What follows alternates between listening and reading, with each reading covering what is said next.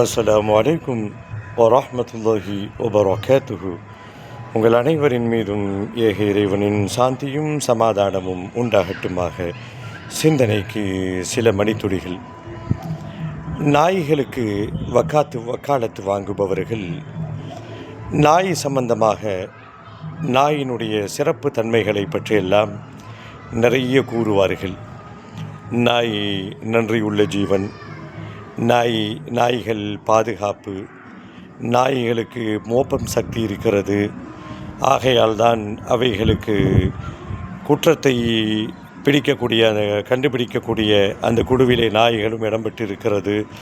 நாய் நன்றியுள்ள ஜீவன் என்றெல்லாம் அடுக்கடுக்காக சொல்வார்கள். இதில் எதுவுமே நாமும் சமூக ஆர்வலர்களும் யாருமே இதை மறுக்கவில்லை. இதை எல்லோருமே ஆதரிக்கிறோம். அதே சமயத்தில் இறைவன் படைப்பாக இருக்கக்கூடிய நாய்கள்கிட்ட சில தீமைகளும் மனிதர்களுக்கு கேடு விளைவிக்கக்கூடிய பல தீமைகள் இருக்கிறது. குறிப்பாக அதனுடைய அந்த எச்சிலிலிருந்து உருவாகக்கூடிய, அதன் மூலமாக பரவக்கூடிய அந்த ரேபிஸ் ஒரு கடுமையான நோயாக பார்க்கப்படுகிறது. பாம்பு தீண்டினாலும் அது விஷம்தானே ஒழிய, அதனால் உயிர் போகுமே ஒழிய பெரிய பாதிப்புகள் அதில் இருப்பதற்கு வாய்ப்பு இல்லை. உடனே உயிர் போயிடும். அதற்கு சிகிச்சை அளித்தால் அதுக்கு தகுந்த மாதிரி செயல்படும்.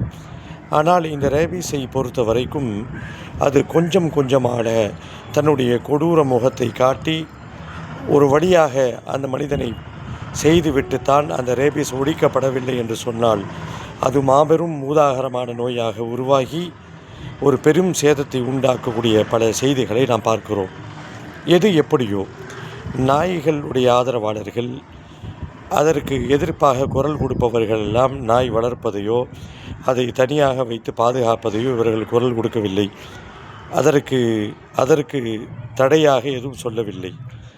மாறாக பொதுமக்களுக்கு இடையூறு அளிக்கக்கூடிய, அப்பாவி மக்கள், ரோட்டிலே நடந்து கொண்டிருக்கக்கூடிய பெண்கள், கர்ப்பிணி பெண்கள், குழந்தைகள், வாகனங்களிலே சென்றிருக்கக்கூடியவர்களை துரத்துதல், அதன் மூலமாக கீழே விடுவது, இப்படி பொதுமக்களுக்கு அச்சுறுத்தல் அளிக்கக்கூடிய வகையில் ஒரு மிருகம், ஒரு விலங்கினம் இன்றைக்கு கொடூரமாக வளர்ந்திருக்கிறது என்று சொன்னால் அது எல்லோரும் சேர்ந்து அதை எதிர்க்க வேண்டும். அப்படிதான் எதிர்க்க ஆரம்பித்திருக்கிறார்கள்.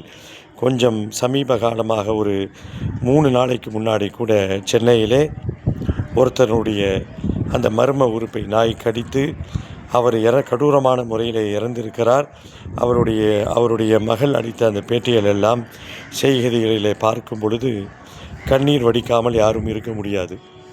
அப்படி நாயின் மீது அக்கறை வைக்கக்கூடியவர்கள் அதை அவர்கள் தனியாக தங்களுடைய பொறுப்பிலே இருந்து வளர்த்து கொள்ளலாமே ஒழிய, இதுபோன்று தெருவிலே உலா மக்களை அச்சுறுத்தக்கூடிய இந்த விலங்கினங்களுக்கு ஆதரவாக செயல்படுவது கட்டுப்படுத்தப்பட வேண்டும். மக்களுடைய பாதுகாப்பிலே நலன் கொள்ளப்பட வேண்டும் என்றுதான் எல்லோருடைய ஆர்வமாக இருக்கிறது. தொடர்ந்து பேசுவோம், பயணிப்போம்.